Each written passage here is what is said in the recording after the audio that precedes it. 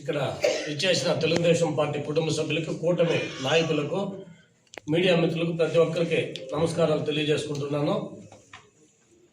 ఇప్పుడు కూటమి ప్రభుత్వం అధికారంలోకి వచ్చి దాదాపు 1.5 సంవత్సరం కావస్తుంది.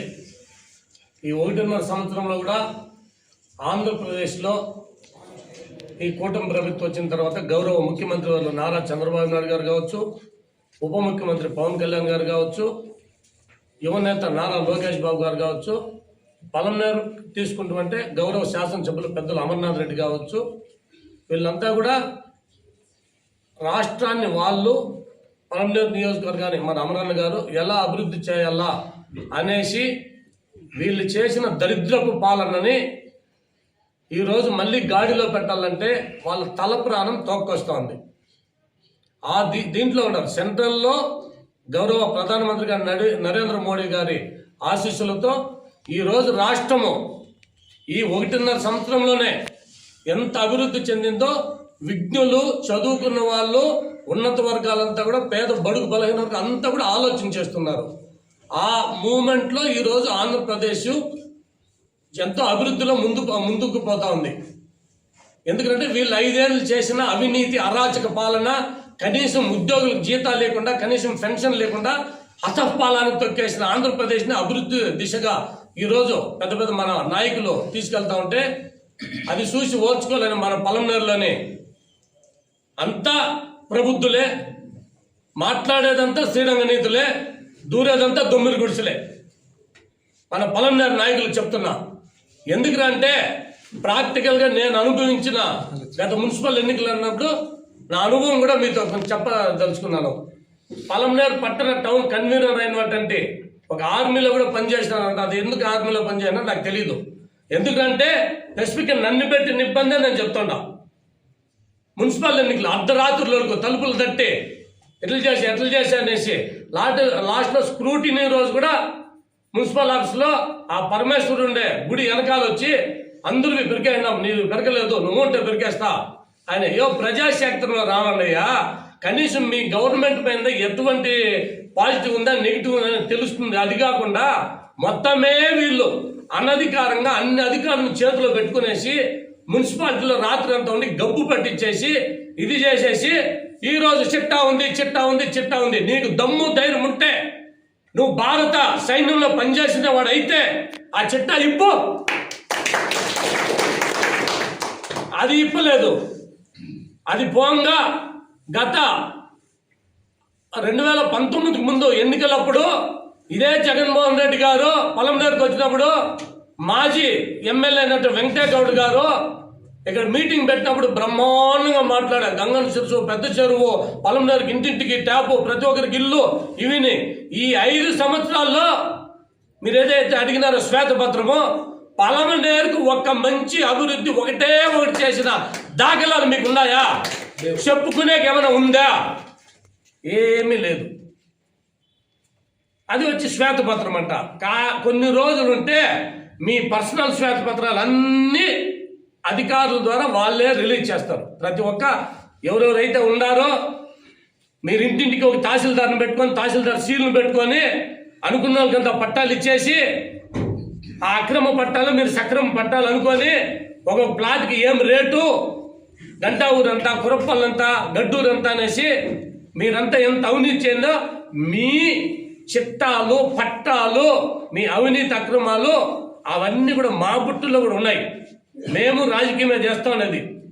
మీరు వారు 1 సైడ్ అంటున్నారు కదా, బ్రహ్మాండంగా వారు 1 సైడే చేస్తాము.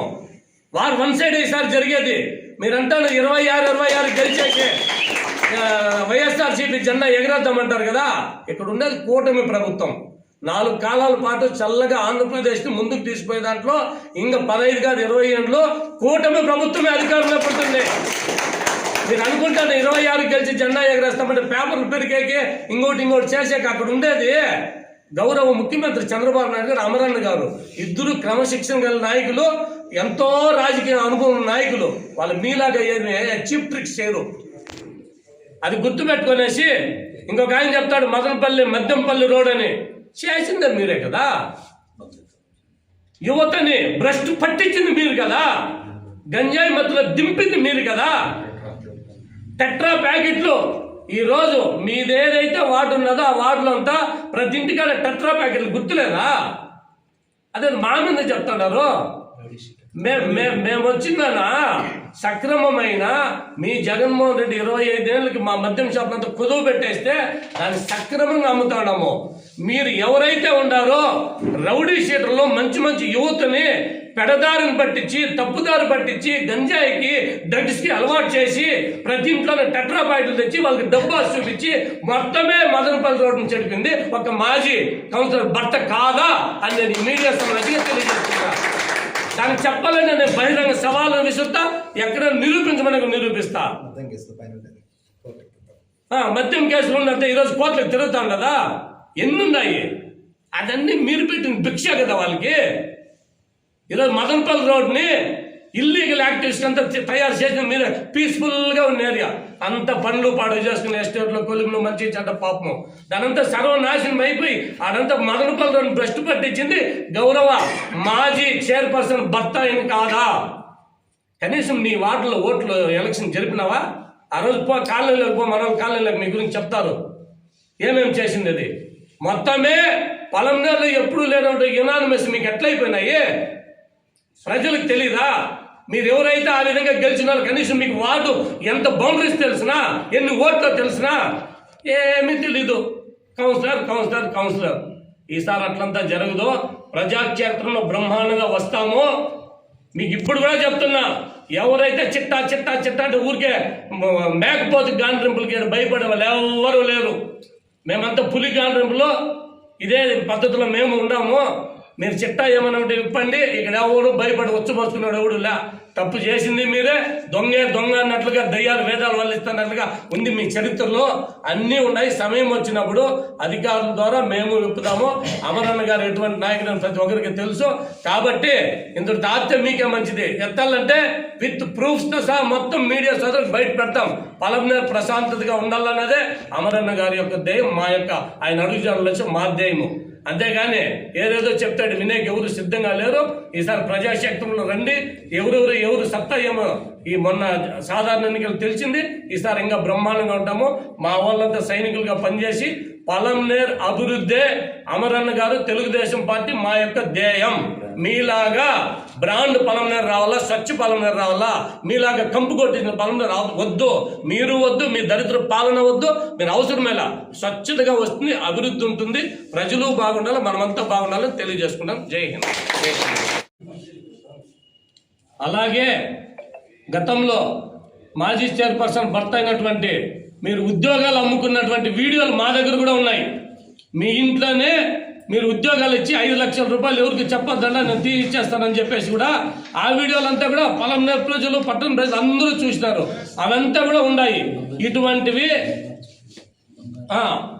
మీరు గతంలో ఎన్నెన్ని అవినీతి చేసినారో పెద్ద చెరువు కట్టపైన బంగారు చెట్లు పట్టిస్తామని దాదాపు కొన్ని లక్షల డబ్బులు లూటీ చేసిన చరిత్ర మీద ఉంది.